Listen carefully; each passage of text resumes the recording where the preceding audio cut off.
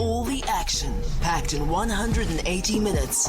Power Breakfast with Tessa Dooms. Weekdays 6 to 9 a.m. Right now on the line with us is Kaiser Kanyago, a SIU spokesperson, to chat to us about what's happening at Tembisa Hospital. Kaiser, thank you so much for joining us this morning. We've been following the story since the last fire broke out, and it was said that the SIU were going to prioritize this and find what is actually behind all of this. What have you found? Good morning, Tessa, and good morning to your listeners. We are at the advanced stage of the investigation. There are a lot of findings that we have done. As we speak, we have already made referrals to the NPA. We have also started the process of recovery of monies from all the companies that benefited. We do not want to be naming at the moment because the matters that are before the tribunal has to happen first before we can do anything about it. Is there any correlation between the wanton corruption that has been uncovered at Tembisa Hospital and the fires that have taken place there? There are reports in News 24 that there's arson that is suspected, and in the archive rooms at that. Is there a connection in the mind of the SIU? We cannot for sure say there is because the investigations are happening. But what we can assure the public is, from our side, almost all of the information that we needed for our investigation we have got. If there is something missing, it will be little or minimal. But we have also checked after the fire with the relevant people in the hospital to say that if there is anything that relates to the cases that we're investigating, those files were not affected. You will never rule out anything in this instance because you'll understand that people are malicious. They would want to block, because I know there are new people that were not on our radar that we went to recently. Yeah. And when they realize that we are now coming to them, therefore possibilities are they might be involved. But that is for the police to do. And I mean, the questions around corruption for Tembisa Hospital stretch far back. Babita Dekaran's murder is one of those highlighted points in the history of Tembisa Hospital. How widespread is the SIU finding that this investigation needs to be? Are we dealing here with one department and one unit and one set of transactions, or is there multiple layers of corruption under investigation at Tembisa Hospital? Yeah, it is multiple. People will remember, maybe if I take you a little bit back. When we went into Tembisa, we went there on request from the Premier of Gauteng to go and look into this. And then we did that on what we call a secondment. We came out with a report that there is a lot of things that are happening there.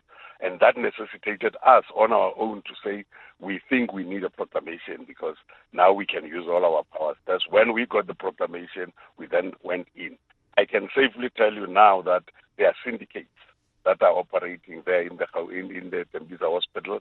There are a lot of shelf companies that were created, and we believe, in as much as we are dealing with Tembisa, that the same kind of modus operandi is happening in other hospitals, because there is no way that so much money can be spent in one single hospital at the rate that it was being spent.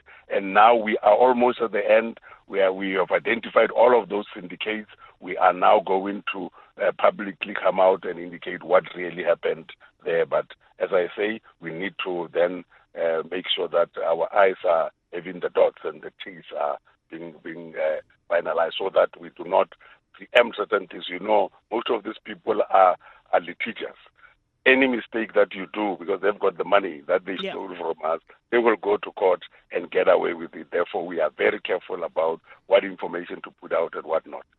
And Kaiser, I appreciate you saying that this is not just isolated to Tembisa Hospital, that we really need to be thinking about this across the board. Connects to another story that we covered earlier today around the Gauteng health department and the different hospitals having issues like not paying staff, not paying doctors, having food shortages, etc. The cost of corruption here is that it's not just a faceless and nameless crime. This is people's lives and their health at stake. It's the livelihoods of many nurses and doctors that is also at stake here. Is there a possibility of looking into investigations and making this probe much wider around the Gauteng area into other hospitals as well?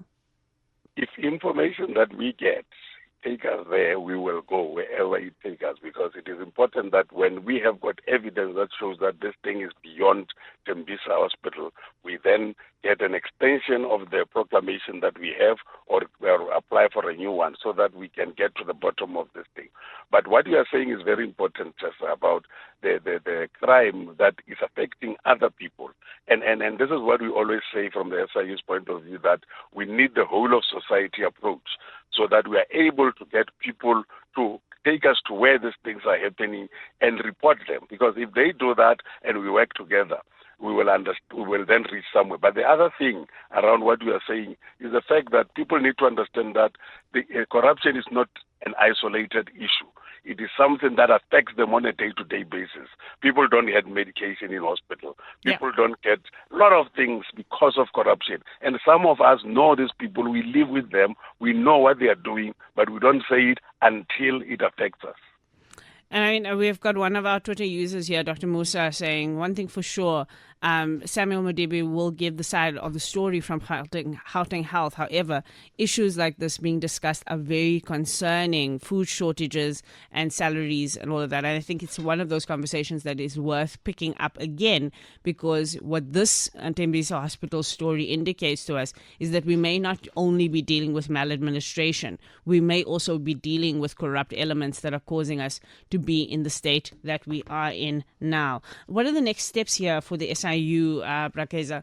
Where do we see this going in terms of the Tembisa Hospital getting the justice that everybody who's been implicated and affected by corruption or alleged corruption at Tembisa Hospital, what can they expect? From our side, we can assure them that all the monies that have been used unfairly will be recovered from all the people. If they do not have that money, we will go through their properties and make sure that all this money is brought back to the department so that it can be used for what it was intended for.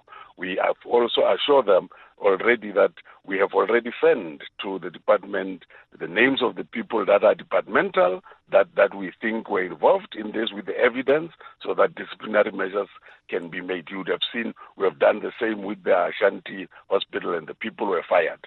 And we are doing the same with the Tembisa Hospital. Some of the people have already started getting out because they know that we are almost there. And lastly, we will send, which is outside of our mandate, all the things to the NPA so that they can look at the criminal side of things. Well, I think a lot of work has been done there, Brakeza, and we really do appreciate that update.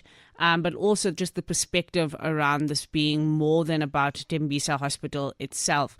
I think South Africans will be interested to know that if these people are found, that we can get justice, both in terms of recovery of funds, which we don't talk about often enough, but also in terms of actual arrests.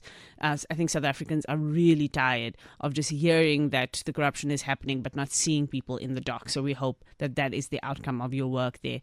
That's SIU spokesperson, Kaiser Khanyago, who's giving us an update on the Tembisa Hospital fires and corruption in general.